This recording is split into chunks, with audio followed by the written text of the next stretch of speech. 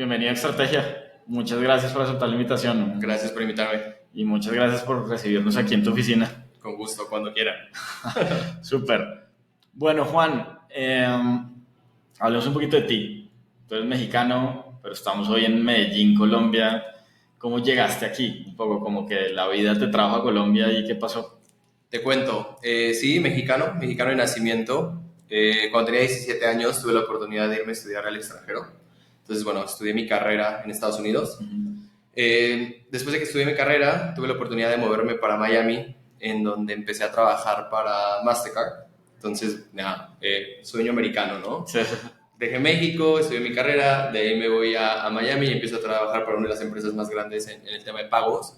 Súper buena experiencia, pero después de un par de años de haber trabajado con Mastercard me da la oportunidad de transferirme a Colombia. Entonces, digamos que dentro de mi career path era la oportunidad de poder reubicarme a Bogotá, construir un equipo desde cero y pues ayudar a Mastercard a expandir su presencia en la región andina. La verdad que fue una decisión difícil, como un poco lo que te dije de sueño americano, uno piensa salir de Latinoamérica, ir de Estados Unidos y pues romperla en Estados Unidos y a caer un poco, tomar como pasos hacia atrás, ¿no? Entonces nada, después de pensarle mucho, tomé la decisión, me transfirieron a Bogotá, eso fue en el 2019, a principios del 2019, y así fue como terminé en Colombia. Seguí trabajando para Mastercard aproximadamente unos 3 años más, y en el 2021 tomé la decisión de emprender. Y dije, nada, si voy a emprender, tengo que estar en Colombia porque mi empresa requiere que esté en Colombia. Lo voy a hacer en la mejor ciudad, que es Medellín. Entonces, por eso me vine para Medellín. Súper. Bien, ¿y qué te dejó un poquito esa vida corporativa antes de tomar la decisión de emprender? La verdad, yo creo que, y siempre lo digo, ¿no? Me han hecho otras entrevistas, he hablado con un par de personas y otra gente que también doy mentorías. Y la verdad que el mundo corporativo y específicamente en Mastercard me hizo quien soy a nivel profesional. O sea, la verdad que el desarrollar varias de mis habilidades en la manera de pensar, en la manera de analizar las cosas, la visión estratégica, el entender la industria de pagos, o sea, todo eso, quieras o no, antes de estar en Mastercard no lo tenía. Puedes ir a la escuela, puedes estudiar, puedes hacer lo que sea, pero de verdad como el tener esa oportunidad de ver las cosas como son, pues eso fue lo que me creó. Yo creo que también me dio mucha estructura y como mucha pues, formalidad de las cosas. Casi todo lo que hago a la interna, aunque somos un startup, siempre trato de que sea como muy estructurado o sea, obviamente no llegando al nivel de corporate, pero trato de que haya cierta estructura. Y de hecho yo creo que es una de las cosas que a veces juega un poco nuestra desventaja, de que no soy tan arriesgado en muchas cosas porque tengo todavía mi corporate mindset, de que digo, no, esto no va porque puede que sea malo, puede que haya riesgos. Entonces, nada, creo que me dejó pues como la parte estructurada, la parte estratégica, y pues nada, como digo, creo que me hizo como soy como profesional. Total. Que también es bueno, ¿no? Sí, de alguna manera. O sea, en la medida que uno empieza también a crecer, eso se empieza a requerir. Yo creo que si tú eres un emprendedor, que no digo que no los haya y son muy exitosos, pero creo que si eres un emprendedor sin haber pasado por corporate, tienes un mindset completamente diferente a alguien que ya pasó. O sea, literalmente te vale todo. Las consecuencias, lo que vaya a pasar, le das con toda, que no está mal.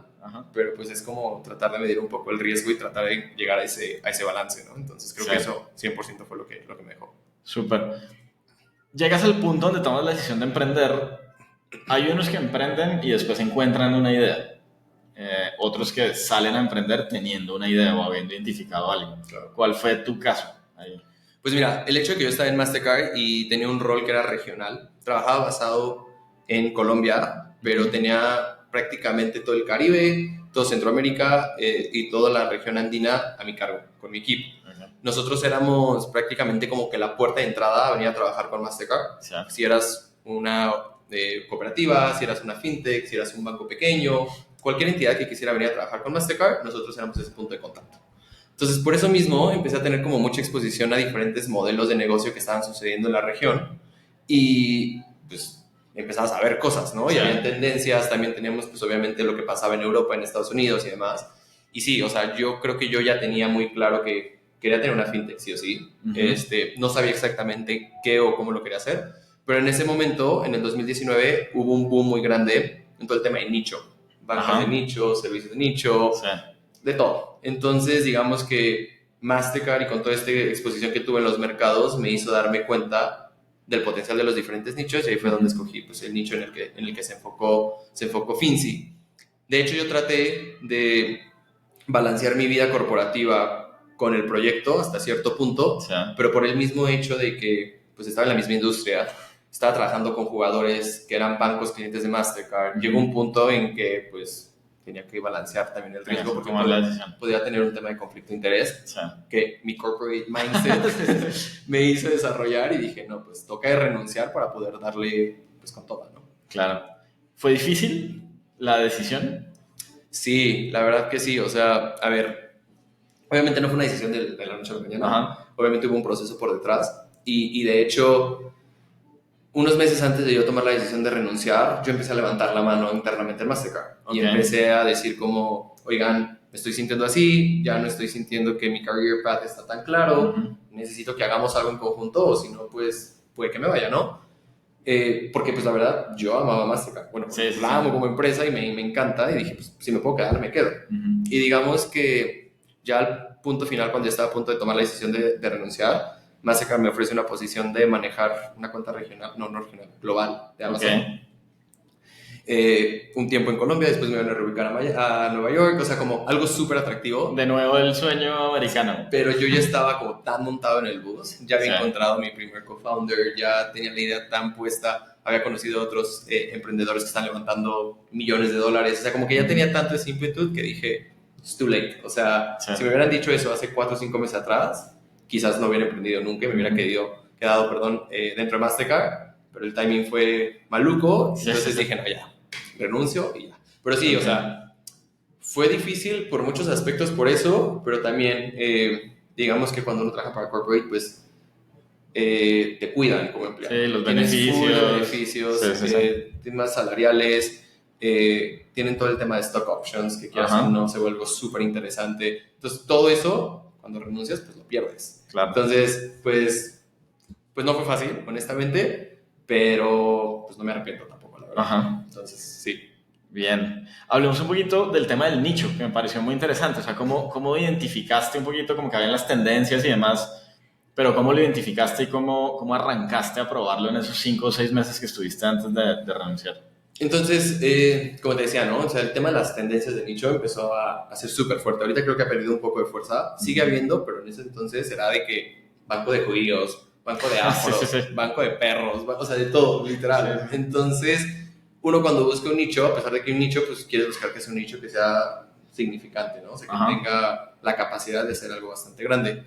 Y la verdad que el nicho de generación Z, que es al que nosotros nos enfocamos, era algo que estaba creciendo bastante en otras industrias y en la industria bancaria. O sea, había jugadores en Estados Unidos que estaban levantando 50, 100 millones de dólares con el mismo enfoque. Porque era una tirada al futuro, donde capturas a un cliente a una temprana edad, donde no estás compitiendo con ninguna otra institución financiera, lo retienes y puedes crecer con él a lo largo de la vida.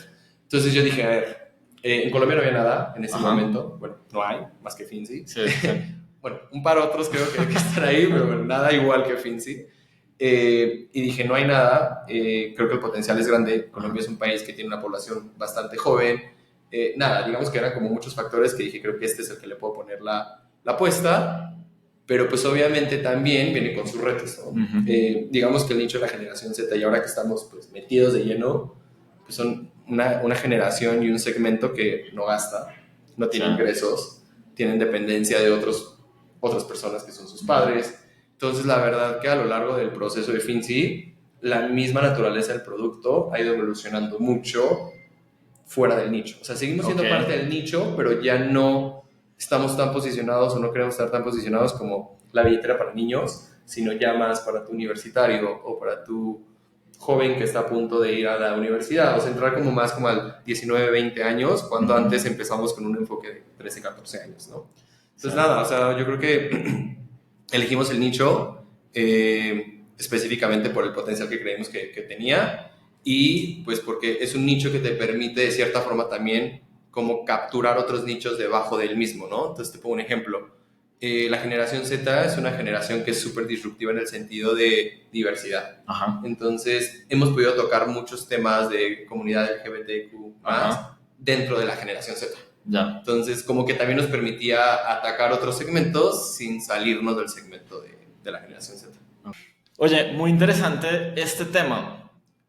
La visión tradicional de la banca podría pensar que ahí no hay un negocio porque no hay ingresos, porque dependen de los papás, en gran parte, pues 6 7 años antes de que puedan Claro. tener ingresos. ¿Cómo un poquito demostrar que hay un negocio en ese nicho de mercado? Pues a ver, yo creo que es como todo, ¿no? O sea, en muchos modelos de negocios y más en el tema de venture capital, tienes que mostrar el potencial de lo que puede llegar a ser. Ajá. Casi siempre es una tirada al aire Sí, sí, sí. y pues la tirada al aire es que se vuelva un unicornio o algo muy grande y eso era lo que nos tocaba hacer, ¿no? Entonces era demostrar que a pesar de que son jóvenes y que no tienen ingresos, son jóvenes que consumen de una manera indirecta full gaming, tienen un impacto muy fuerte en las decisiones del hogar, temas de vacaciones, temas de compras del hogar. Ellos Claro. tienen el impacto, aunque no lo hagan ellos directamente. Entonces, nada, o sea, nos tocó cuantificar y como demostrar el impacto de lo que puede ser y también, pues, tomar los gastos y las cosas que sí tienen, ¿no? Entonces, por ejemplo, nosotros una de las cosas que hemos hecho y que nos ha funcionado bastante es incentivar mucho a los usuarios a pagar su matrícula con las tarjetas de Finzi, Sí. pues que ya son matrículas a veces de 5, 7, 8 millones cuando las hacen. Entonces, gastos hay. Simplemente no es que siempre sea consolidado al nivel del usuario joven, sino Sí. es al household o a la casa, ¿no? Entonces, cuando empezamos, pues eso fue el reto, ¿no? Vender la idea de lo que puede llegar a ser. Y la verdad es que, pues el momento que yo creé Finzi y salí a levantar capital, el momento en que te aventaban dinero. Sí. O sea, tenías Con una la idea, pues, sí, y tenías total. un concepto muy cool y hágale, vayas a montarla. Pues eso fue, y la verdad, pues sí jugó en nuestro favor, que adelante de mí venía Mosfer en México que había levantado 3 millones de dólares, Ajá. venía Z1 en Brasil que había levantado otros 10 millones de dólares. Entonces ya habían modelos en la región que de cierta forma probaban el concepto y pues fue relativamente sencillo, ¿no? Sí. Obviamente no digo que fue como que súper fácil, pero no me costó tanto trabajo como ahora es levantar capital. Claro, total. Hay una frase que de hecho la discutíamos con los amigos de Mono, que es que en FinTech no hay MVP, por las complejidades que a veces tiene el producto, la regulación, las licencias, el riesgo, etcétera, etcétera. ¿Cómo probaste un poquito la idea en el nicho que habías identificado? O sea, sí, creo que nunca pudimos probar al 100% el producto financiero como tal, porque a eso, ¿no? O sea, no puedes sacar un tema de apertura de cuenta de ahorros si no estás regulado y no tienes una entidad financiera detrás, o sea, porque estás haciendo algo que es ilegal. Nosotros lo que hicimos al inicio, cuando Finzi arrancó, tenía un componente EdTech y FinTech. El EdTech estaba muy enfocado en temas de educación financiera por medio de juegos. Entonces, lo que nos enfocamos es inicialmente era desarrollar una plataforma de educación financiera que enseñara sobre educación en finanzas de una manera diferente y dentro del mismo producto integramos como demos de lo que iba a ser la billetera. Entonces era como que vas a poder tener tu propia tarjeta, vas a poder mandar dinero a tus amigos, ABCD, y le pedíamos al usuario que se preregistrara y como que pues demostrara que había interés como tal. A ver, la verdad es que hoy vuelvo y veo la aplicación que lanzamos de juegos y la verdad me da hasta pena. Pero era un MVP literalmente, porque con eso de cierta forma probamos el concepto. Y literalmente hasta el día de hoy tenemos usuarios que todavía bajan la aplicación de juegos y todavía van y se preregistran en la aplicación fake de billetera por el interés en eso, ¿no? Entonces, creo que eso fue, pues digamos, la forma más fuerte de probar que había un interés.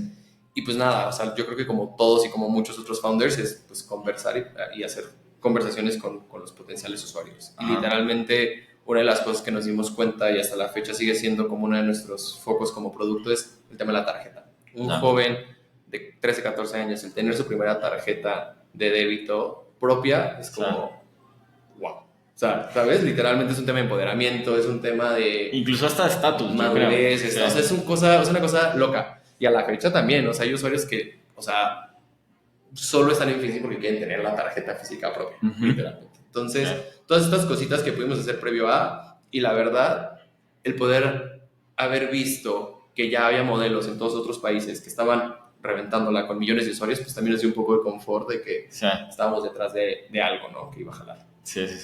¿Cuánto tiempo duraste solo como trabajando en la idea antes de tus co-founders? Porque arrancaste solo, O sea, ¿verdad? sí y no. A ver, una de mis co-founders iniciales fue mi hermana. Ok, Y la verdad, una de las razones por la que la traje al mundo de emprendimiento conmigo es porque Finzi arrancó con un componente educativo, como te comentaba, y enfocado en jóvenes. Mi hermana era psicóloga, atendía específicamente jóvenes de ok, preparatoria y tenía una especialización en gamificación y educación. Entonces era como que ya. toda la parte EdTech de la parte financiera y yo era la parte financiera. Sí, sí, Entonces sí. digamos que desde un inicio siempre fue como mi sounding board, de rebotar ideas, conversar y demás. Entonces casi que solo no estuve, pero ella siempre estuvo muy enfocada en el tema educativo. Yo le preguntaba de Ajá. fintech, de pagos, y ella me Ni decía, idea. no tengo idea de qué me estás hablando. Entonces digamos que fue más que nada como el apoyo de que yo lo hago contigo, hagámosle, pero pues sí, en la parte técnica y eso pues siempre era más como yo.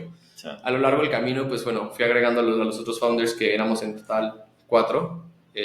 Digo éramos porque bueno, ha cambiado un poco la empresa Ajá. desde entonces. Y igual, o sea, fueron gente que conocía, que sabía que podían traer valor en el segmento o lo que estábamos tratando de construir y fue así como se dio la cosa, pero digamos que la pieza final que trajimos fue a nuestro CTO, quien fue el que trajo ya pues, a elevar la conversación en el Sí. tema técnico, porque pues, antes estábamos como con los ojos cerrados, ¿no? Y un poco Sí, sí, perdidos. sí. Pero así solo, yo la verdad creo que fue los primeros meses durante pandemia, que fue donde se me empezó a, Ujú. digamos, como a estar todo y querer montar algo. Pero creo que nunca en realidad estuve solo cuando ya formalicé el tema de hacer Finzi. Ok. Digamos que el pitch con tu hermana, como que, bueno, pues tiene unas connotaciones familiares, Claro, ¿no? claro. ¿Cómo convenciste al resto que estuvo contigo en esos inicios? Pues mira, creo que una de las cosas que yo tengo que no sé si es una ventaja o desventaja es que la gente me copia o me Ajá. cree o le ve el potencial de las vainas, a lo mejor por hechos de cosas que ya he logrado o a lo mejor por la confianza que tiene. Entonces, creo que al menos mis otros dos co-founders, una era otra amiga de muchos años que me conocía, pero no del ámbito laboral, y creo que el poder explicarle de que hoy en día, en ese momento estaba trabajando de diseñadora gráfica o algo muy Sí. X en un lugar, le dije, lo que estás haciendo ahorita puede tener mayor impacto a millones de personas. Y eso, pues fue fácil relativamente convencerlo porque el otro lado de la ecuación no había mucho que perder, ¿no? Por así Sí. decirlo. Digamos que mi CTO fue un poco más complicado porque no me conocía, yo no lo conocía. Nos presentó, de hecho, Sebas, founder de Mono. Ok. Y pues me tocó a él sí venderle la idea, la oportunidad y demás. Pero creo que es que cuando las cosas tienen que suceder, suceden. Él estaba en un punto en su vida que estaba buscando meterse a algo donde pudiera construir algo y tener como un impacto y pues fue como el perfect match, ¿no? En Sí. ese sentido. Pero pues nada, o sea, yo creo que uno como founder es, para poder enamorar a los otros founders y que crean en el problema, tú primero tienes que estar como enamorado de lo que estás construyendo, si no, no vas a poder vender la idea correctamente, ¿no? Total. Listo. ¿Y qué pasa? O sea, ¿qué pasó un poquito después de como de esa fase inicial? Entonces renunciaste, te mandas full time, consigues tus co-founders. ¿Qué pasó ahí? ¿Cómo evoluciona un poco la idea allá convertirse en un negocio? Pues nada, o sea, obviamente el factor decisivo de todo fue levantar capital, ¿no? O sea, Ajá. el hecho de ya tener capital nos dio el confort a todos como de, bueno, al menos vamos a poder pues, sobrevivir, al Sí, menos a sí, mí, sí. porque pues que ya no, como te decía, lo que dejé del otro lado era muy alto en el Ajá. sentido de pues, el salario y todo eso. Sí, el Entonces, bienestar, el confort. eso a mí me dio como ya, le puedo meter la ficha, vámonos con toda. Y creo que nada, o sea, literalmente en cuanto eso sucedió fue pues formalizar la vaina, arreglar la casa y traer equipo para empezar a Ajá. construir. El reto ahí, y como lo comentaste hace rato, es que construir algo en fintech no es sencillo. O Sí, sí, sí. sea, te estás aventando de unas integraciones súper complejas, temas de seguridad súper complejos, certificaciones súper complejas, que a lo mejor en ese momento no las visualicé y las vi Sí. mucho más fáciles, porque literalmente estamos construyendo un banco desde cero. O sea, no soy una entidad regulada, pero pues prácticamente nos comportamos como un banco. Y la Sí. verdad que todo lo que conlleva por detrás era bastante. Entonces, nada, o sea, yo creo que desde el momento en que levantamos capital al momento en que pudimos lanzar ya el primer producto, pues fue todo en construcción del producto, construir el equipo y construir el producto.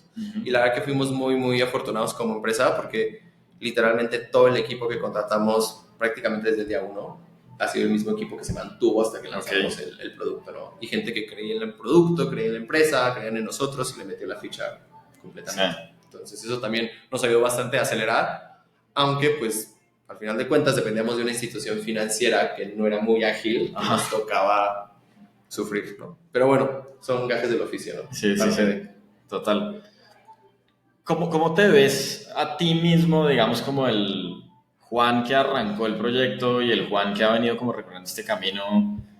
Como que cómo ha sido ese camino, qué aprendizajes te han quedado, qué ha sido lo más complicado, qué ha sido lo más satisfactorio. O sea, la verdad es que son demasiadas cosas. Yo creo que no te podría ni siquiera decir todas ahorita y ni me las sé todas porque la Sí, sí. verdad ya es mucho tiempo. O sea, nosotros empezamos en junio, bueno, mayo del 2021. Ok. Entonces ahorita este mayo ya van a ser 3 años, literalmente desde el momento en que dijimos, Finzi se crea, démosle. Sí. Un año fue en construcción, casi, porque nosotros empezamos en mayo y lanzamos casi que en julio del siguiente año. Y hemos venido pues prácticamente 2 años como en growth y ahorita estamos como en otro proceso completamente diferente. Entonces hemos pasado como por diferentes etapas, cada etapa ha sido diferente, cada etapa ha tenido sus cosas buenas, sus cosas malas, sus aprendizajes y demás, pero pues creo que en general el mensaje y lo que yo tengo y lo que he aprendido es que esto es una montaña rusa. Yo sé que muchos lo dicen y creo que es como un cliché, pero es que la verdad lo es. O sea, es como de esas vainas que una montaña rusa que sube y de repente no sé si va a caer o va a bajar o así. Literalmente así es, porque no sabes lo que te va a preparar o lo que va a pasar en la empresa el día de mañana. Como puede ser algo súper bueno, como algo súper malo. Entonces, yo lo único que creo que me ha permitido esto en general es tener la capacidad de adaptarse y confrontar las situaciones conforme se vayan presentando, que obviamente es fácil decirlo más que no hacerlo, porque, o sea, a ver, te digo, el tema de, ¿crees que vas a poder levantar capital cuando no puedes? El tema de que crees que el producto va a funcionar excelente cuando no funciona excelente, o sea, cosas de eso que no controlas, pues se vuelve un tema de, como te digo, ¿no? Poderte adaptar y poder solventar. Entonces, a tu pregunta de qué he aprendido, pues menos, o sea, un mar de cosas. Creo que he aprendido a ser adaptable a eso, tener resiliencia también creo que ha sido muy difícil para nosotros porque pues, todo el journey empezamos muy bien levantado capital, después se puso muy difícil la cosa, tuvimos que pivotear y pues ahorita pues ya estamos en otra etapa donde ya somos parte de otro grupo, entonces ha sido un tema de adaptarse pero a la vez tener resiliencia y a la vez buscar la manera de que la cosa salga adelante, ¿no? Claro. Entonces nada, yo creo que volteando a ver mi journey y a veces cuando tengo estas conversaciones, ya hasta yo mismo hago la retrospección de todo lo que he vivido y todo lo que he hecho. Pues nada, o sea, la verdad que ni yo me la creo todo lo que he pasado por los problemas que nos hemos metido, por las cosas tan guau que hemos vivido. Entonces, pues la verdad que es una pregunta difícil de contestar con una sola cosa, simplemente creo que esto ha sido un tema de aprendizaje y una de las cosas que mucha gente me pregunta es cuando hablo con ellos es el tema de ¿te arrepientes de haber dejado Mastercard y haber hecho Finzi?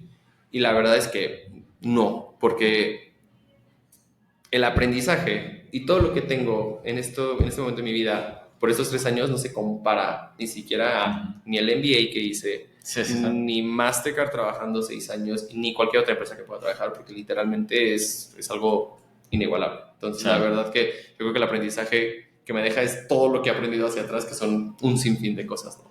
Sí. ¿Cómo manejas un poquito como esa incertidumbre y la ambigüedad? O sea, tomar decisiones en esos escenarios, pues es complejo.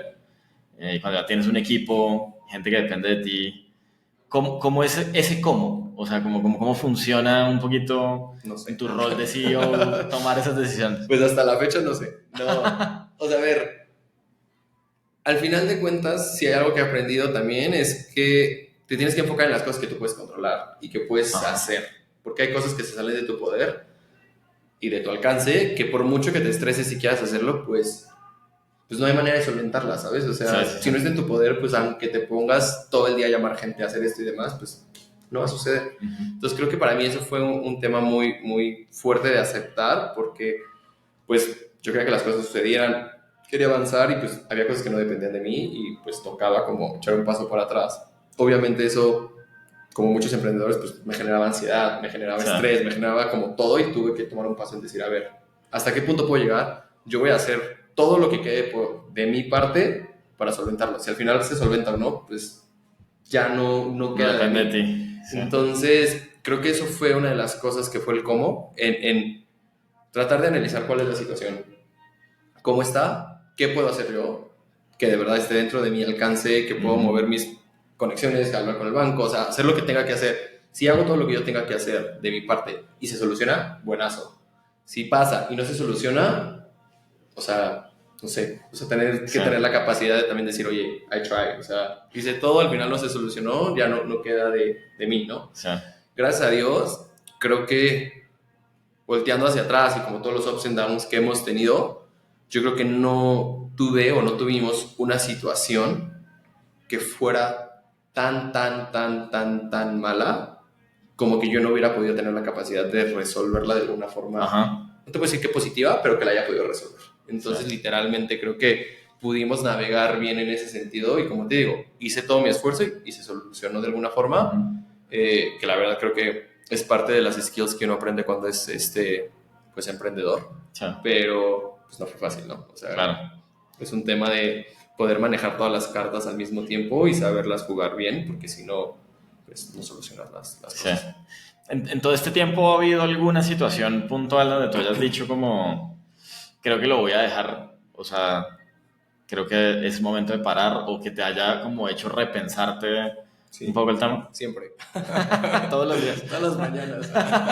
No, tampoco, pero sí, o sea, es que te digo, y vuelvo y digo que es el tema de la montaña rusa y muy cliché, pero es que sí es así, o sea, literalmente hay veces que nada, hago un podcast, me entrevistan, me va súper bien, la gente lo ve afuera y todos, wow, eres un crack, no sé qué, y te sientes en la cima del mundo. Y al siguiente día algo pasa donde no tienes ni siquiera dinero para hacer el payroll del equipo y es que te sientes de la fregada. Entonces, es como de esas cosas que es, pues, sub y bajas. Y sí, o sea, a ver, la verdad es que sí he tenido momentos en que digo, madres, o sea, ¿para qué me metí en esto? Ha sido súper complicado, no veo la luz al final del túnel, y que quisiera decir como ya, chao. Pero la verdad es que una de las cosas que me mantiene ahí y le sigo dando es el equipo. Creo que de la misma forma que yo le he metido la ficha, como te lo dije, muchos de ellos le han metido la ficha de la misma manera, entonces como que también cierto la responsabilidad hacia ellos. Y ellos siempre han sabido, siempre hemos hablado de la situación de la empresa con mucha apertura.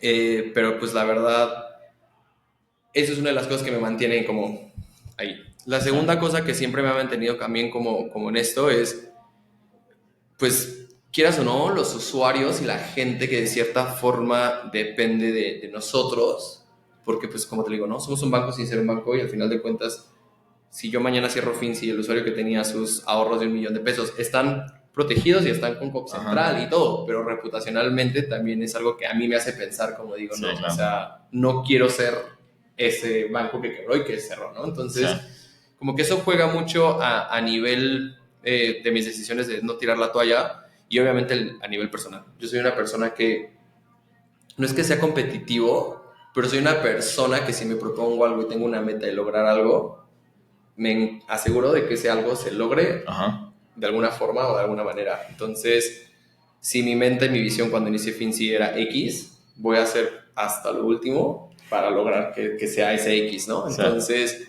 a tu pregunta, sí he tenido momentos en decir, ya, chao, pero pues nada, no he tirado la toalla y he seguido aquí y bueno, aquí seguiré. ¿Y cómo funciona un poquito la relación con los co-founders en esos momentos? Que también pueden ser un apoyo para uno, ¿no? O sea, es como una descarga en términos de Sí, poder no, te voy a compartir decir, la decisión. te voy a contar y obviamente van a escuchar mis founders cuando vean esto, pero la verdad es que yo creo que yo tuve founders muy buenos y muy confiados de mí mismo, que puede ser algo bueno y algo malo, porque al final de cuentas yo, o sea, bueno, prácticamente ellos confiaban en mí y confían en mí con los ojos cerrados, para decisiones, para la estrategia, para el futuro de la empresa, para todo. Que cuando uno es CEO y te dejan hacer prácticamente lo que quieres, pues vas adelante. Pues chimba, ¿sabes? O sea, muy bien. Pero había momentos en que yo no quería que me dejaran hacer todo, en donde quería que me hicieran más pushback, en donde quería que sufrieran un poco más conmigo y no fue así, ¿sabes? O sea, como que a veces también sentía que pues no era solo founder, pero pues toda la carga y toda la presión y todo lo sentía más hacia mí. Entonces, por eso te digo que como que, o sea, la relación es súper buena porque nunca tuvimos fricción. Obviamente sí lo hubo, pero muy Normal, o pocas sea, la veces, fricción de muy construir un pocas veces, negocio. o sea, y hasta la fecha no tenemos nada maluco, O sea, pero siento que a veces me hubiera gustado un poquito más de drama o más como pues, pushback, o sea, como sí. más retador, pero no solo el retador, sino que también la sufrían conmigo. Ujú. Te pongo un ejemplo, el tema de levantar capital. Cuando no podíamos y no pudimos y no pudimos y no pudimos, el único que la sufría era yo. Sí. Y ellos, pues, cada semana les contaba qué pasaba, pero pues no era tampoco como que me decían, sentémonos, te ayudo a ver el deck y yo me pongo a hacer un pitch con el inversionista. Era como, tú puedes, síguele dando, sí lo vas a lograr, ¿sabes? Entonces, como que eso me hubiera gustado un poquito como más, pero nada, o sea, en general creo que la relación con los founders y gracias a que se dio de esa manera, pues funcionó muy bien y sigue funcionando muy bien, ¿no? Ok. Obviamente ahorita en este momento, por todo lo que pasó con Finzi, que si quieres ahorita platicamos, Ujú. ya dos de los founders ya no están en Finzi, Ok. se salieron y solamente quedamos dos. Ujú. Y hasta la fecha la salida fue súper bien, están súper Sí. felices con el proceso, o sea, digamos que en general todo ha sido bastante positivo. Súper. ¿Cómo fue la etapa como de crecimiento? O sea, ya como de, no los primeros usuarios que te ayudan a validar, sino ya pucha, hay un negocio. Hay miles de personas aquí. ¿Qué hicieron para poder crecer ahí? Porque además ha sido muy corto tiempo, o sea, 3 años y medio tal vez de... Sí, la verdad que es una historia muy interesante de contar. A ver, te platico. Nosotros, como te decía, lanzamos el producto en julio del 2022. Ujú. Salimos al mercado con toda, bombos y platillos, contratamos influencers, o sea, le dimos con todo. Y nada, o sea, pon tú que a los primeros meses teníamos, no me acuerdo ahorita el número, pero digamos que llegamos a, si acaso, unos 5,000, 6,000 usuarios, Ok. íbamos paso a pasito, creciendo, pero no de una manera exponencial, ¿no? Ujú. Y tú que estás también en fintech y que has estado en otras empresas, tú sabes que este tema es de volumen Sí. y de cantidad. Si no tienes cantidades masivas, esta vaina no jala. Sí. Entonces, pues nada, intentamos 1,000 hacks en todos esos meses. O sea, yo creo que desde julio hasta como, diría, marzo de este año, bueno, no de este año, del año antepasado, intentamos de todo. Hacíamos torneos de videojuegos, hacíamos partnerships con marcas como Bavaria, bueno, de todo, y sí crecimos, ¿no? Íbamos Sí. creciendo, teníamos un trend de crecimiento, teníamos otros retos, ya no era de crecimiento, sino era de retención, de Ajá. gasto y demás, pero crecimiento íbamos poco a poco. Nosotros en el mes de mayo del año pasado, sí, mayo, lanzamos un programa de referidos. Ok. Nos dimos cuenta que lo que nuestros usuarios querían hacer y los jóvenes, por el mismo contexto que te expliqué de la generación Z, era tener ingresos de alguna forma. Ujú. ¿Cómo puedo ganar dinero? Entonces dijimos, ¿cómo podemos hacer que estos usuarios ganen dinero? Pues invitémoslo a que inviten amigos Sí. y ganen alguna recompensa. Muy simple.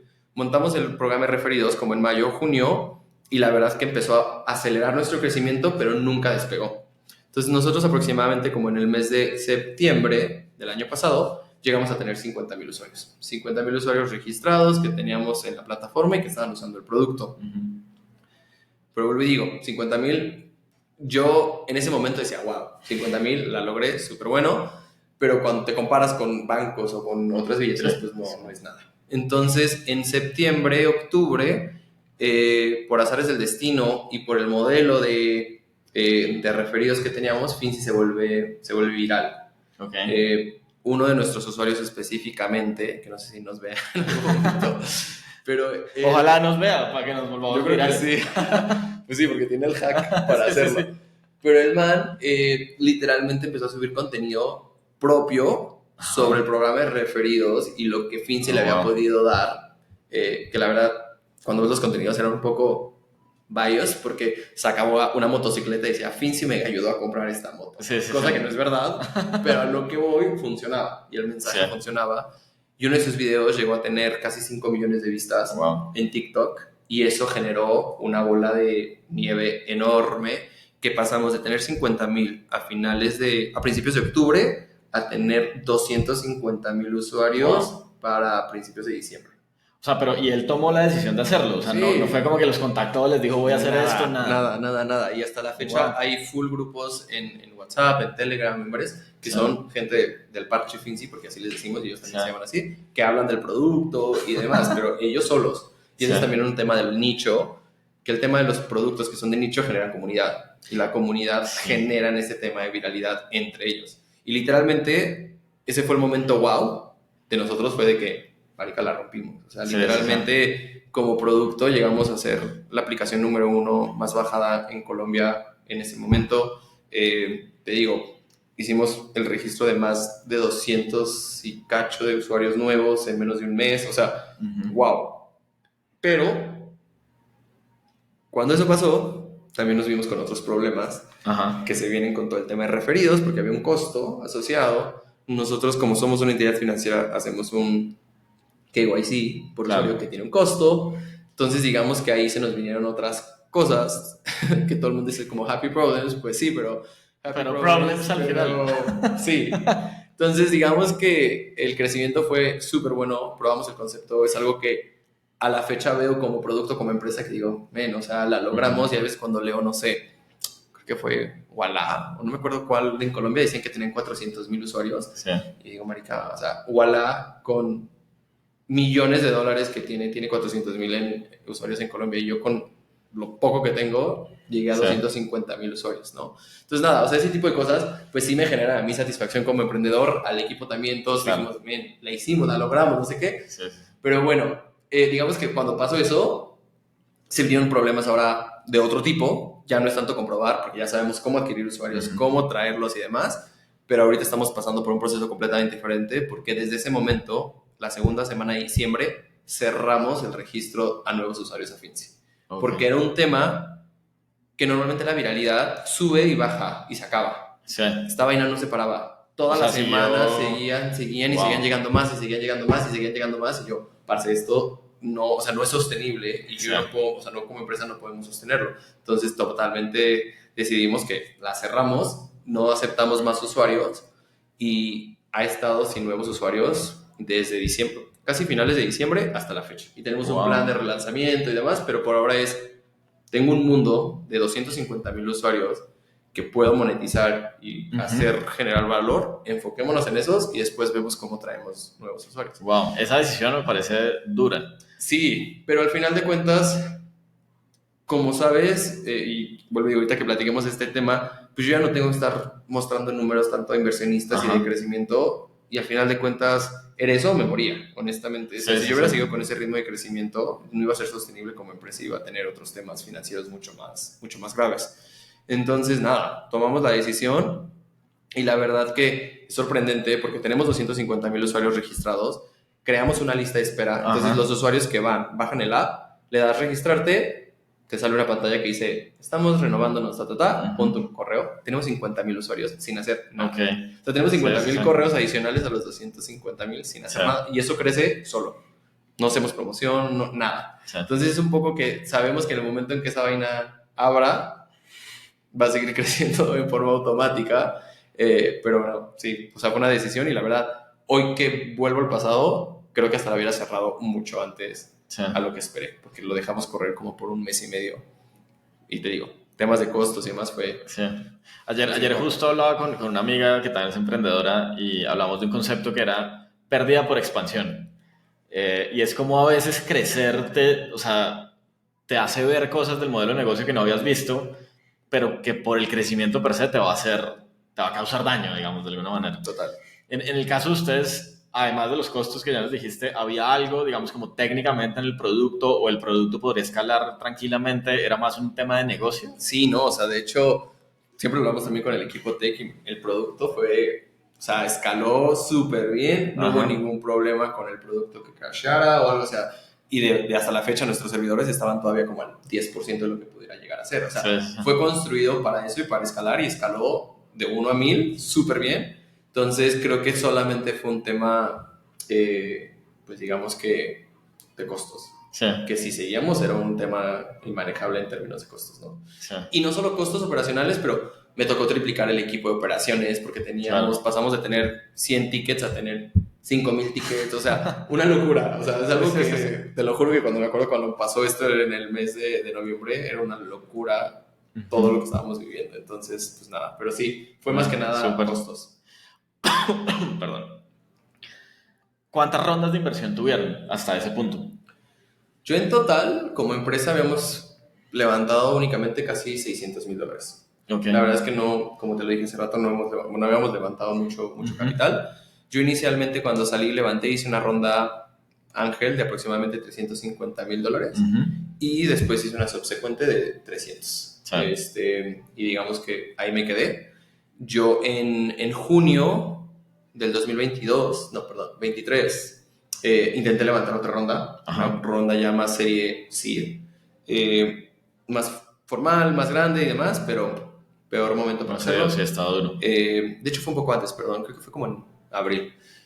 Intenté de abril a junio y literalmente no, o sea, no Ujú. pude, no se levantó, no levanté el capital, porque ahí la gente que ya había invertido en Finzi, los inversionistas con los que hablé, que eran más de 125 inversionistas en ese momento, todos hace 2 años creían el potencial del futuro, traer a jóvenes, Sí, sí, sí. bancarízalos, y ahora cuando estaban viendo Units Economics, que un usuario nos toca rentabilizarlo por 5 años para que te Ujú. ¿sabes? Cuando ya empezaron a ver los retos del negocio en números y con un producto y con Sí. usuarios. Sí, la visión del ecosistema fue más de corto plazo también el Sí, año pasado. Un total. poco, ¿no? Sí, no, o sea, literalmente era como, ¿cómo vas a rentabilizarlo al corto Ya. plazo? Sí. Y yo no, marica, está tirada. Este producto no es para rentabilizar a alguien a corto Ajá. plazo. Sí. Entonces, fue un reto y pues no logré levantar. Y justamente yo en junio del año pasado tomé la decisión de pivotear, por así decirlo, dejar Finzi como producto andando y corriendo. En ese Ujú. momento, pues te digo, teníamos como 40,000 usuarios, andaba Sí. el producto casi que en automático. Entonces dijimos, bueno, que se mantenga y creamos como una vertical B2B enfocado en trabajar con otras empresas de tecnología, especialmente fintechs o empresas que quisieran agregar como un componente fintech a su producto y pues ayudarlos con desarrollo técnico y Ok. habilitarlos por medio de la relación que teníamos con nuestro banco para Ujú. poder ofrecer servicios financieros. Eso que hice desde junio hasta diciembre, enero de este año, fue lo que mantuvo a Finzi vivo. Ok. O sea, casi como un agregador de servicios tecnológicos para pagos o algo así. No, piénsalo más como...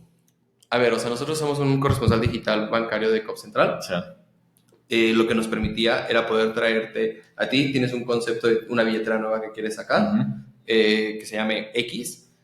Nosotros somos el habilitador, te la construimos, Ah, te conectamos a COP Central por medio de nosotros. o sea, que ya Y- tienes la conexión difícil con el banco. Exacto, y te sacamos en 2 meses live con una billetera que es a tu marca, pero yo soy el que sigue siendo responsable ante COP Central de tu producto. Ajá. Y se volvió más como un tema de setup, construcción y después como un SaaS. Sí, sí, sí. Entonces, literalmente pivoteamos y vuelvo y digo, tuvimos 3 clientes que hasta la fecha seguimos trabajando con ellos y fue lo que mantuvo a Finzi de junio hasta enero, mes a mes. O sea, y si eso no hubiera pasado, yo creo que ya para julio, agosto yo hubiera tenido que cerrar la empresa, literalmente. Sí, sí, sí.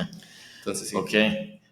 ¿Y en qué punto llega el proceso que están viviendo ahora? Que no sé si es una compra, un joint venture, o sea, como en qué punto llega eso. Justamente en junio, cuando empecé a hacer esto, digamos que tomé 2 rutas. Fue una, pivotear, Ajá. y la hice, y la siguiente fue levantar la mano y decir, estoy a la venta. En ventas. Ok. Tengo una oferta. Entonces, literalmente manejé ambas cosas en paralelo, porque pues, yo creo que, no sé si has tenido alguna otra conversación con otro founder que había vendido su empresa, pues, estas ventas no se dan de la noche a la mañana.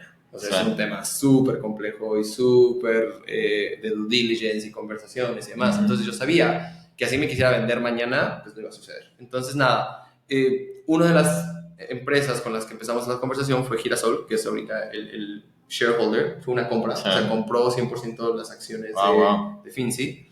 Y literalmente ellos ya eran inversionistas en Finzi. Entonces ellos ya habían tenido un pequeño stake dentro de la empresa en las rondas iniciales y ellos estaban al tanto de la evolución de la empresa Sí. y de los retos que teníamos. Entonces, cuando tuve las conversaciones, pues ellos siempre tuvieron la apertura de como ver cómo te podemos ayudar, pero nunca fue como, ay, te vamos a comprar. Sí, sí, sí. Simplemente conforme fue evolucionando y cuando empezamos a incursionar en la parte B2B, fue ahí donde ellos dijeron, a ver, creo que aquí hay algo que se puede agregar valor a ellos como empresa y fue ahí Ujú. donde se dieron las conversaciones, ¿no? Sí. Entonces las conversaciones empezaron en junio, julio, estuvimos conversando por varios tiempos, negociamos, y justamente en el momento que pasa esto en noviembre, que se vuelve viral, todavía el interés se agregó mucho más hacia ellos, Claro. porque dijeron, parce, ahorita Hay una algo. empresa más Sí. grande, con más usuarios, que también, más grande, más usuarios, pero también ahora con deuda, que antes yo no tenía, Sí, sí, sí. por los temas de costos que te conté, entonces eran unas por otras, Ujú. pero digamos que también fue muy interesante porque justamente cuando eso sucede con Girasol y pasa la viralidad, entra otro jugador a querernos comprar también, lo cual se vuelve también súper interesante porque a nivel founder, o sea, yo como pues fundador de esto y junto con el equipo de founders en ese momento, pues fue algo súper top en el sentido de que construiste una empresa, se volvió viral, llegaste a muchísimos usuarios de la noche a la mañana de una manera loca, Sí. y tienes 2 ofertas de compra sobre la mesa de 2 empresas que te están dando... Que además van a competir por la compra porque les interesa. Entonces, pues a ver, a nivel personal, como founder dije, la hice, ¿no? Sí. Entonces, pues nada, digamos que me enfoqué en noviembre, diciembre, como en navegar todo este proceso de sobrevivir como empresa, porque no me podía morir antes de que me compraran. Porque Claro, literalmente cuando pasó este tema de la viralidad, por eso tomé la decisión de cerrarlo. Ajá. Porque si hubiera seguido, Ya se morir. Finzi se hubiera muerto antes de que alguien le pudiera dar una... No, Sí. ni siquiera dar una oferta, porque las ofertas las teníamos, era más que nada firmar la compra, ¿sabes? Sí. Entonces era de que yo no me muero, o sea, yo no me Sí. hasta que alguien me compre. Sí. Entonces, nada, negociar, bueno, hacer que Finzi sobreviva, negociar con estas empresas, negociar todo el tema de los términos legales y todo eso, pasar por el due diligence, porque la segunda empresa entró, o sea, después de la viralidad, ellos llegaron y dijeron, te queremos dar una oferta, Sí. empecemos due diligence. Y yo, parce, o sea, sí, pero yo ya tengo una oferta que si no me dan una respuesta, si no me dicen algo en X tiempo, me voy a ir. Sí. Entonces, nada, pasé por todos estos procesos y pues ya en enero, literalmente el mismo día, en la misma noche, tenía las 2 ofertas sobre la mesa y pues nada, la que tomé fue Girasol porque la otra no estaba alineada a lo que estábamos buscando como empresa y pues hoy en día ya es lo que somos parte del equipo de Girasol, de la empresa. Sí. Finzi se volvió una vertical de producto dentro de la empresa y de todo lo que ellos ofrecen. Entonces, por ahorita Finzi sigue y la idea es que siga, ¿no? Como empresa y como producto. Ok, tengo varias preguntas ahí, como de desconocimiento, sí, de chisme. Una cosa es ser los emprendedores que toman las decisiones, se arriesgan, toman riesgos medidos o no medidos. Otra cosa es entrar a ser parte de una organización, ¿no? Llevan muy poquito tiempo en esto, pero ¿cómo se ha sentido? O también cómo es esa conversación de, bueno, entonces te tienes que quedar tantos años o te tienes que ir. ¿Cómo funciona un poquito esa realidad ahí? O sea, a ver, la realidad de las cosas es que adicional a lo que Finzi era como empresa y lo que teníamos como assets en términos de tecnología, conexión al banco, los usuarios, uno de los assets más grandes que ambas empresas veían era yo. Ok. O sea, no quiero sonar como, sí, me quedaba sí. Pero literalmente ambas ofertas, el requerimiento específico era que yo me quedara por específico periodo de tiempo y que llevara a Finzi a punto A a punto B y que les ayudara en la empresa que pasara a ABCD. Entonces, pues sí, o sea, literalmente en ambas, cuando nos dieron los LOIs, ambas decían muy claramente, Juan Zavala se tiene que quedar por X periodo de tiempo, o sea, literal. Entonces, a tu pregunta, sí, o sea, toca pues negociar porque al final de cuentas uno cuando dice, bueno, ya, chao, vendí, me salgo, pues no, en mi caso no fue así. O sea, no tenías opción. O sea, era, si quiero que esto sobreviva, quiero responderle a mis inversionistas, quiero responderle a mi equipo, pues tengo que irme yo como parte de la ecuación. Entonces, una de las razones por las que tomé la decisión de irme con la empresa con la que estamos ahorita y no con la anterior, no con la otra, perdón, fue por eso. Porque con Girasol yo ya conocía al CEO, tenemos una relación de conocernos de muchos años, sabía la dinámica de trabajo, sabía que mi vida día a día no iba a cambiar en la manera en que manejo mi día a día de las operaciones. Sigo aquí, estoy casi que aquí las horas que quiero, puedo tener mi flexibilidad. O sea, esas cosas sabía que no iban a impactarse al ser parte de Girasol. De hecho, creo que se iban a elevar a un nivel más porque pues podía viajar más, teníamos más un scope fuera de Colombia, o sea, como que iba a mejorar versus que la otra empresa era una empresa un poco más tradicional, donde literalmente nos exigían estar en las oficinas de 8 a 9, o sea, de 8 a 5, o sea, algo mucho más tradicional que en mi cabeza en ese momento fue como, estoy dando pasos para atrás, o sea, me fui de Mastercard. Voy a terminar en lo mismo. Me fui de Mastercard ganando X, donde sí tenía de 8 a 5 para hacer esto y ahora estoy regresando a hacer 8 y 5 con este. Entonces, al final de cuentas, sí influyó mucho en eso y me costó trabajo pensarlo porque obviamente las dos tenían sus cosas buenas y sus cosas que era por pensarle, pero pues nada, o sea, ambas pedían el compromiso de mi parte en quedarme un tiempo. Y pues Ajá. aquí estoy. La verdad que independientemente de que pues haya dado la compra y que ya no sea Finzi como tal, mía, sigo metiéndole la ficha de la misma forma Sí. porque pues sigo siendo ahorita accionista del grupo a un nivel diferente, pero yo soy una persona que, como te dije en algún momento de la conversación, si me propongo algo, quiero llegar a romperla y ahora mi visión es romperla con esta otra empresa y Sí, sí, sí. quiero lograrlo, ¿no? Entonces, ahí estoy. Total. Estaban solo en Colombia, ¿no? O han estado solo en Colombia, ¿verdad? O tienen... ¿Como Finzi? Sí, como Sí, Finzi. sí, sí. O sea, Finzi como empresa, tenemos equipo en México, Ok. pero como producto y como todo siempre fue solo Colombia. Sí. Obviamente cuando inicié la empresa sí queríamos expandirnos a otros mercados y demás, pero pues cuando vimos la realidad de las cosas era enfoquémonos en Colombia y después vemos. Sí. Entonces sí, siempre he sido Colombia. Que eso me parece como muy curioso de lo que era el ecosistema hace 2 años y de lo que es el ecosistema hoy, ¿no? Como founders pensando mucho más en un foco claro, incluso en los mercados, Sí. y antes founders pensando en, no te has estabilizado aquí, pero vamos a 5 países más, ¿no? Es que yo creo que antes, por el mismo tema de que el venture capital era como con otra mentalidad mucho más agresiva y así, y que la plata era más fácil de conseguir y de tener, era como, hágale y pruebe y a ver qué da y monte aquí y allá y expándase y así, o sea, sí, y se escucha muy cool. Sí. Y pues vuelvo y digo, cuando yo empecé Finzi, mi pitch hacia los inversionistas era eso. En un año lanzamos Finzi, de ahí me voy a ir, ¿sabes? Pues porque era lo que vendía y tenías que vender, perdón, the big picture, ¿no? Sí. Pero no, o sea, ya que ves las cosas en papel y que ya, no en papel, perdón, que ya las ves, o sea, ya hechas y como está la operación, o sea, nunca hubiéramos podido escalar con Finzi a otros países de la manera que teníamos y con el capital que teníamos. Era prácticamente imposible, ¿no? Entonces sí, siempre fue rompamos en Colombia y hasta la fecha ahorita Finzi como producto es rómpela en Colombia. Independientemente de que el grupo que nos compró es fuera de Colombia y tiene planes para llevarse Finzi, ahorita de aquí a los siguientes 12 meses el potencial es tan grande de lo que podemos hacer que enfoquémonos en hacer que el producto dé y que el producto sea rentable on its own, ¿no? Sí, sí, sí. ¿Y qué te sueñas un poquito como emprendedor y pues como persona también, como founder? No sé.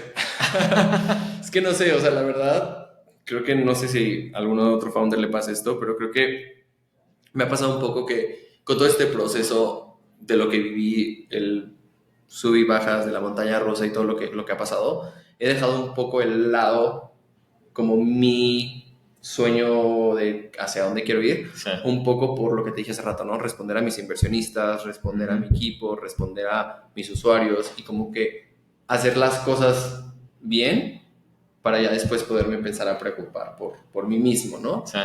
No sé si esté bien o esté mal, es la manera en que yo opero y la manera en que veo las cosas. Obviamente no he dejado de un lado lo que quiero como persona y tengo un norte claro hacia dónde quiero llegar, pero al menos ahora mi visión es, como te dije, quiero que esto, como Girasol, sea algo súper grande, específicamente en las áreas en donde nos enfocamos, en el Caribe, que es un mercado que nadie ve y que todos consideran como hay unas islas que no hacen nada. Pero tiene unos niveles de consumo impresionantes. Es una locura, o sea, sí, la cantidad no es igual en términos de usuarios y demás, pero el tema es que los usuarios están... Bueno, es que esto te explico el Caribe porque es que es una conversación súper extensa. No, pero lo que voy es que quiero demostrar que pues el Caribe, o sea, ponerlo en el mapa. Que hay potencial. Y que queremos ser a lo mejor la primera fintech más top que salió del Caribe y que ahora sí digan, marica, el primer monstruo de fintech que salió del Caribe fue Girasol. Sí. Entonces nada, o sea, ahorita está mi enfoco ahí. Yo a nivel personal, mi sueño y desde que empecé Finzi y hacia dónde quiero llevar esto, a nivel personal, me gustaría ser más metido en el tema de Venture Capital. De hecho, cuando estaba en Mastercard y tenía la capacidad financiera, invertía en startups como ángel para poderme empapar y poder tener como mi portafolio de inversión, que hoy en día lo tengo como 8 empresas, más o menos. Y esa es un poco mi visión. Quiero romperla, ya fui un founder, ya tuve un exit, ahorita estoy en otra empresa, quiero generar más, digamos, ¿cuál es la palabra que estoy buscando? Es ganancia, se fue la palabra. Pues no sé, como tu propósito. Como tener la capacidad. Bienestar financiero futuro, digamos. Exacto. Quiero generar eso para poder montar un fondo de capital Ok. con una visión específica que yo tengo de lo que quiero enfocarme y demás, Ujú. y poder pasar al otro lado. O sea, a mí me genera demasiada satisfacción el trabajar con emprendedores y darles como, maricas, esto diferente porque yo lo hice en Fins y así, Sí, sí, sí. darles capital a ellos. Eso me llena. Sí. Ahorita no puedo tanto y lo hago con las empresas, pero a un nivel más abajo, pero eventualmente me gustaría como llegar a eso, ¿no? Sí. Pero ahora te hablo de aquí a, no sé, quizás 3, 4 años, ¿no? O sea, Ajá. Algo que me parece muy bacano y es que de muchas conversaciones que hemos tenido en el podcast, cuando llegamos a estos puntos de como el futuro y qué te imaginas, muchos emprendedores piensan muy parecido a ti. Y eso me parece no curioso, pero me parece muy interesante. Porque al final el emprendedor como que tiene un mindset de ayudar a que el ecosistema crezca, ¿no? Sí. Hay algo ahí adentro que los lleva a eso un poco. Es que yo creo que una de las cosas que también dentro de todos estos aprendizajes que te llevas es, como emprendedor, si tú no te echas la mano y no ayudas a la gente de alguna u otra forma por lo que están pasando, o sea, por gente que está pasando por cosas que tú ya pasaste, o sea, es que no. O sea, hay gente que a mí en mi proceso me ayudó, que literalmente para uno, no sé, como tú, es mandar un correo y hacer un forward de un Excel, Sí. versus a una persona le puede dedicar 2 semanas de construir un Excel. Entonces, ese tipo de cosas que literalmente, ¿qué haces o no? Tiene mucho valor, son cosas que literalmente puede cambiar el futuro y el path de una empresa, ¿no? Entonces, sí, o sea, yo creo que pocos son los founders que he conocido que no tienen el espíritu de ayudar. Sí. Así no generen nada, o sea, no es como Sí, que sí, sí. te paso el Excel, pero me tienes que pagar. No, o sea, es como, parce, yo ya lo hice, lo construí, úsalo. O sea, es como, Sí, sí, sí, sí. aprovechalo, ¿no? Sí, total. Entonces, y cuando ves desde el otro lado, en un mundo como más tradicional, de empresas más tradicionales o hasta en corporate, siempre hay como un interés por hacer las vainas. Hasta en empresas grandes, ¿no? Es como, no te va a pasar esto porque esto es un formulario que yo hice, no te lo quiero compartir, o sea, ¿sabes? Y en empresas más tradicionales como que siento que también es así, pero en el mundo de startup, al menos en mi experiencia, ha sido como, ¿qué necesitas? Sí. Tengo esto, ¿lo quieres? Te lo paso, úsalo. Entonces, eso sí, creo que es algo que yo también desarrollé mucho y hoy en día es algo que quien me pide ayuda, siempre y cuando pueda, tenga la capacidad, tenga el tiempo, de una. Sí. Si hoy volteas a mirar hacia atrás, ¿qué le dirías al Juan de hace 4 años o 5 años? Corre. Corre de ahí. Corre lo más lejos que puedas. Y jamás regreses. Sí, no mires atrás. Como le dijeron al Rey León. No, a ver, ¿qué le diría al Juan? Creo que yo le diría que fuera un poco menos cauteloso y más agresivo en el sentido de arriesgarme más. ¿A qué me refiero? Hay una cosa puntual que es como de las cosas que tengo, como que siempre me recuerdo, es que cuando yo arranqué con esto en el tema de fundraising, yo quería levantar $200,000 inicialmente, porque con eso yo creí que con eso lo iba a romper, ¿sabes? Sí. Levanté 350,000, como te conté, porque hubieron inversionistas adicionales que me dijeron, yo quiero darte más, y creo que si en ese momento hubiera podido y querido, hubiera podido levantar mínimo 1 millón o 1,5 millones. No lo hice por decisión personal, porque literalmente me daba pavor el hecho de pensar que yo tenía la responsabilidad de responder por ese millón. Porque en mi cabeza, corporate, $1,5 millones es demasiado dinero. O sea, sí. Es algo que yo no tengo, algo que no iba a tener, y dije, no me quiero meter en eso, ¿sabes? Entonces creo que en ese momento hubiera podido ser un factor decisivo, no decisivo, pero un factor muy importante en el destino de la empresa, si hubiéramos podido tener más capital para estar un poco más como tranquilos. Pero a la vez, también creo que el hecho de que nunca tuvimos mucho capital nos hizo ser una empresa demasiado resiliente y demasiado recursiva para todo. Entonces vuelvo y te digo, o sea, veo hacia atrás y que lo que construimos con $600,000 y lo que tenemos hoy a nivel marca, a nivel producto, a nivel usuarios, a nivel todo, creo que hasta yo mismo digo, wow, o sea, ni siquiera sé cómo lo logramos, ¿no? Entonces yo creo que eso es, a lo mejor ser un poquito más arriesgado, más aventado en el hecho de dar más. Creo que ahí entraba mucho mi corporate mindset, que me decía, espérate, piénsalo, si está bien, no sé qué.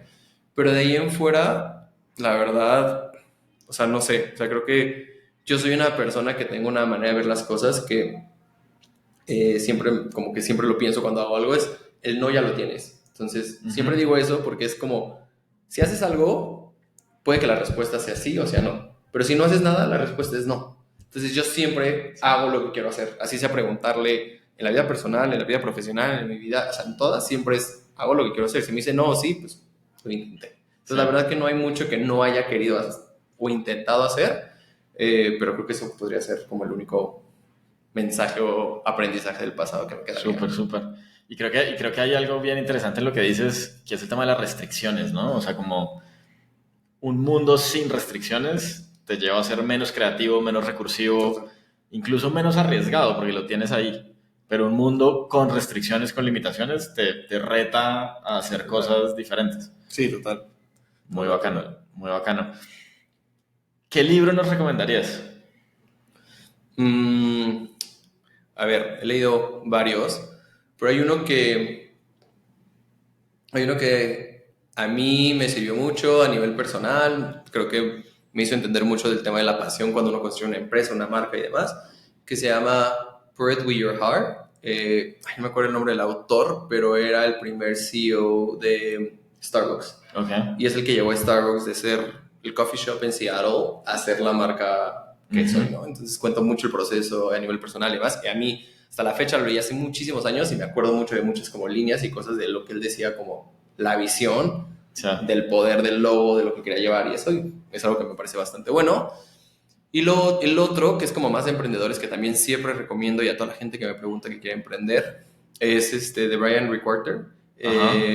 Viva de emprendedor. ¿Sí se llama Viva de Emprendedor o Viva...? ¿Viva Latam, creo que es? ¿O algo así? Pues no sé, Viva algo. Creo que es Viva Emprendedor o Viva Latam, la verdad no recuerdo el nombre. Pero es como una guía, un poco de la historia de Brian, del tema de emprendimiento, pero es una guía súper práctica que a mí me solventó muchísimas cosas. El tema del cap table, el tema de los inversionistas, o sea... Pero es cool porque te cuenta su historia, pero te lo aterriza en esto tiene que hacer así, o sea, como muy específico y la verdad ayuda muchísimo y me ayudó muchísimo en mi carrera. Súper, súper. Bueno, y por último, si le tuvieras que dejar un mensaje como a la gente que tiene ganas de lanzarse a crear algo, ¿cuál sería?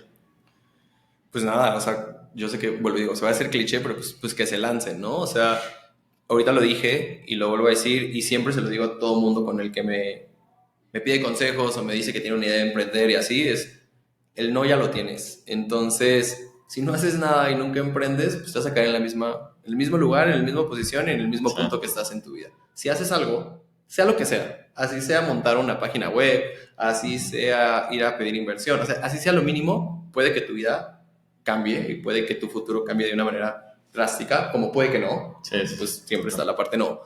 Pero al final de cuentas yo creo que uno tiene que pues tomar como el reto y la verdad es que emprender no significa renunciar a tu trabajo, dejar toda tu vida atrás, transformar todo lo que tienes 360, es sino empezar a tomar acciones de ciertas cosas que te empiecen a generar valor y que puedas generar un negocio de eso, ¿no? O algo, no necesariamente un negocio, pero pues sí, algo, o algún tipo de venture de eso, ¿no? Entonces yo creo que a veces uno piensa que el emprender es todo o nada, que sí es en algunas situaciones, pero yo creo que hay muchos negocios, muchas cosas, muchas pasiones, como tener un podcast, que no tienes que dejarlo todo por hacerlo, ¿no? Entonces, nada, yo le digo que se avienten y que no creo que vaya a haber un mejor momento, un mejor espacio, una mejor situación para hacerlo. Nunca va a haber una situación perfecta. Y si uno está esperando que eso suceda, nunca va a suceder. No va a llegar. Exacto. Bueno, muy bien, pues qué buena forma de cerrar esta conversación, Juan. De verdad, muchas gracias. Creo que ha sido muy divertido, pero además muy bacano poder conocer tu historia. Gracias. No, gracias por estar acá. Igual, súper feliz de poder compartir mi experiencia. Súper. Bueno, de nuevo, muchas gracias. Gracias. Bueno.